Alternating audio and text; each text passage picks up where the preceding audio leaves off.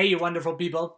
My name's Clayton, and today we're going to talk about what to look for when choosing a licensed producer. With almost 100 licensed producers to choose from, finding one on your own can be a little bit overwhelming. While some clinics offer guidance on choosing an LP, others tend to recommend ones that they have special relationships with. I touch on this in my previous video about how to obtain cannabis legally in Canada.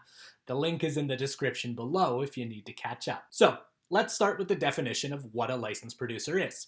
According to Health Canada, a licensed producer is the holder of a producer's license that is issued by Health Canada under the Access to Cannabis for Medical Purposes regulations to produce quality-controlled cannabis under secure and sanitary conditions.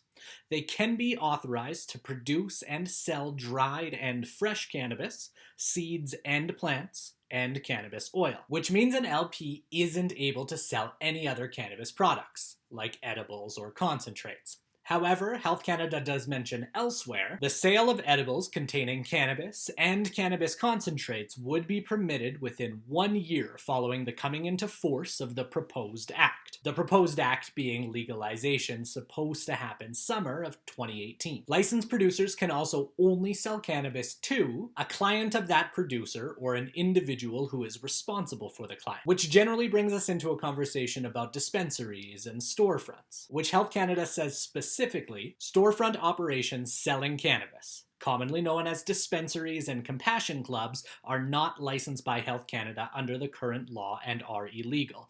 They are supplied by illegal growers and sell untested, unregulated products that may be unsafe and of particular risk to children. So make sure when doing your research that you're looking at a producer who is licensed by Health Canada. You can find a link in the description below for a complete list of licensed producers. Now, again, with almost 100 different producers, choosing one on your own can definitely be difficult.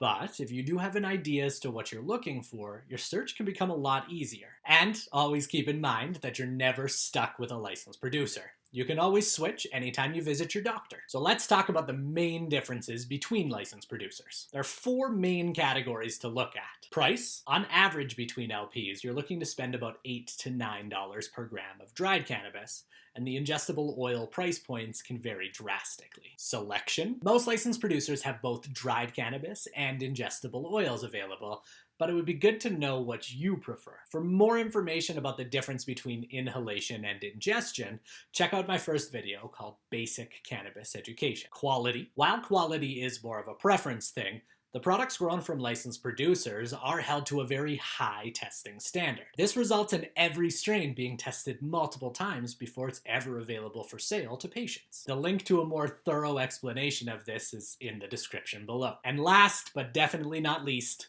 consistency. Depending on your individual cannabis needs, whether or not a licensed producer has a specific strain or specific oil in stock all the time could be very important to you. So have an idea as to what you're looking for before you start your search. Usually ranking these things from most to least important will give you a good baseline to start your search. And most LPs have this information available without having to register or sign up. And if you're ever unsure or want more clarification on a certain product, give them a call. A customer service rep can answer all of your questions. They can even help you with registering or ordering. Just keep in mind that they can't give any kind of medical advice because that's what your doctor's for. And remember, you're not ever stuck with a licensed producer. So don't worry too much about who it is that you start with. Just make sure they have access to the medication that you're looking for. Well, hopefully that gives you some insight into choosing a licensed producer. And if you have any other questions about this process, leave them in the comments below. And are you signed up with a licensed producer?